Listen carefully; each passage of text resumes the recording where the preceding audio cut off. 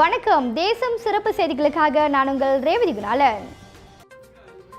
எங்கள் கூட்டணி வெற்றி பெறுவது உறுதி, பாண்டி நம்பிக்கை. தேசம் செய்திகளுக்காக தமிழ்நாட்டில் இருந்து எம் முருகன்.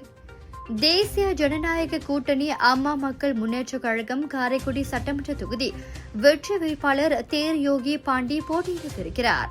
இவரை நேர்காணல் செய்தபோது தங்கள் கூட்டணி இன்று வலுவாக உள்ளது என்றும், எடப்பாடி மற்றும் தினகரன் இவர்களின் கூட்டணியோடு பிஜேபி இணைந்து களத்தில் இறங்கியுள்ளதாக தெரிவித்தார். இந்த தொகுதியை பொறுத்தவரை எனக்கு ரொம்ப பரிச்சயமா எனக்கான தொகுதின்னு சொல்லலாம். காரணம், இந்த தொகுதி பார்த்தீங்கன்னா சாக்கோட்டை ஒன்றியத்தில் தான் நான் படித்தது 5வது வரை. அடுத்து தேவோட்டை டவுனில் தான் அடுத்த படிப்பு 6லேருந்து கலத்தூரி படித்தேன். பிறந்தது கண்ணங்குடி ஒன்றியம். இப்போ 15 ஆண்டு காலமாக இருக்கிறது காரைக்குடி. காரைக்குடி உள்ளடக்கிய அனைத்து பகுதிகளிலுமே அதிக பரிச்சயம் கொண்ட வேட்பாளராக இருந்தால் அது நானாக தான் இருக்கிறார். இந்த தொகுதியை பொறுத்தவரை கடந்த முறை நாங்கள் பிரிந்திருந்ததுனால பாஜக அதிமுக கூட்டணி 55,000 வாக்குகள், நாங்கள் அமமுக தனித்து நின்று 40,000 வாக்குகள் பெற்றோம். இப்போ நாங்கள் அனைவரும் ஒன்று சேர்ந்துருக்கோம்.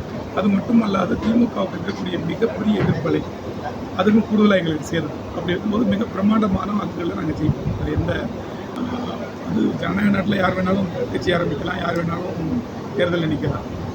அவங்க வாக்குகளை பிரிப்பவர்களாக இருப்பாரே தவிர அவங்க வெற்றிக்கான பக்கத்திலே வர முடியாது. போட்டி பிரதான கட்சிகளான என்டிஏ அலையன்ஸுக்கும் திமுக காங்கிரஸ் அலையன்ஸுக்கு தான் போட்டி இருக்கும். இது யதார்த்தமான கள நிலவரம். அவர் மீடியா ஃபேஸ் நல்லா அறிமுகமானவர். நாங்கள் எங்கள் தொகுதியில் நாங்கள் பிரபலமானவங்கன்னு சொன்னால் அவர் தமிழ்நாட்டு லெவலில் அவர் பிரபலமானவர். அதனால் அவருக்கு மீடியா ஃபோக்கஸ் இருக்கும், ஈஸியான ரீச் இருக்குன்னு தவிர மற்றபடி மக்கள் காரைக்குடி மக்களை பொறுத்த லெவலில் யார் வந்தால் நல்லது நடக்குங்கிறது எளிமையான ஒரு பார்க்க. காரைக்குடிகள் எனக்கு வெற்றி வாய்ப்பு அதிகமாக உள்ளது. மக்கள் என்னை கண்டிப்பாக தேர்ந்தெடுப்பார்கள். சீமான் கவர்ச்சி நாயகன், நான் மக்கள் நாயகன்.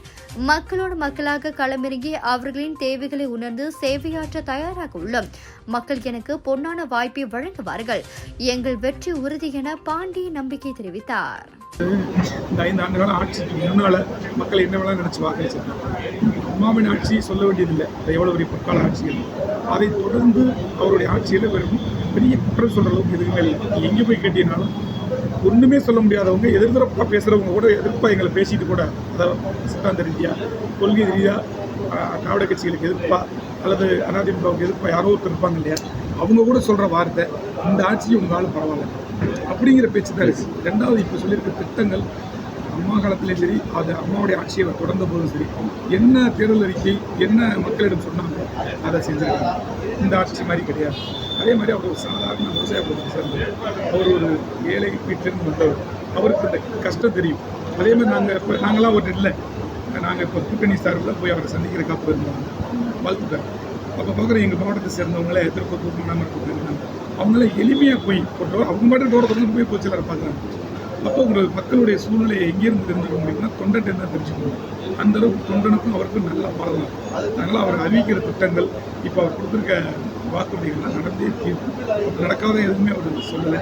கண்டிப்பாக மக்கள்கிட்ட போய் சேர்கிற மாதிரி தான் இருக்குது. இதெல்லாம் விட முக்கியம், தமிழ்நாடு அமைதி பூங்காவாக இருக்கணும், சட்டம் ஒழுங்கு சரியாக இருக்கணும், கொலை குறையணும்னா உறுதியாக அவங்க கண்டிப்பாக எடப்பாடி வரணும். அதுக்கான வாய்ப்புகள் அதிகமாக. இத்துடன் இன்றைய செய்திகள் நிறைவடைகின்றன. மேலும் பல ஆன்மீக செய்திகளை தெரிந்து கொள்ள தேசம் டிவி மலேசியா யூடியூப், டிக்டாக் மற்றும் இதர சமூக வலைத்தளங்களை பின்தொடருங்கள். உங்களிடமிருந்து விடைபெறுவது நான் உங்கள் ரேவதி குணாலன். மக்களோடு தேசம், தேசத்தோடு மக்கள். நன்றி, வணக்கம். ஒரு வீட்டுக்கு ஒரு பட்டதாரி எனும் நிலை போய் ஒரு வீட்டுக்கு பல மருத்துவர்களை உருவாக்கும் நடவடிக்கையில் இறங்கியுள்ளது எய்ம்ஸ் பல்கலைக்கழகம். இந்திய மாணவர்களின் எதிர்காலத்திற்கு அடித்தளம் அமைக்கும் எய்ம்ஸ் பல்கலைக்கழகம் MIED வழி மாணவர்களின் பொருளாதார பிரச்சனையை கல்வி உபகார சம்பளம், கல்வி கடனுதவி மூலம் தீர்த்து வைக்கிறது. எய்ம்ஸ் பல்கலைக்கழகம் தரத்தில் உயர்ந்தது, போதனைகள் சிறந்தது, மாணவர்களுக்கு நிலையானது. இன்றைய நாடுகள் எய்ம்ஸ் பல்கலைக்கழகம்.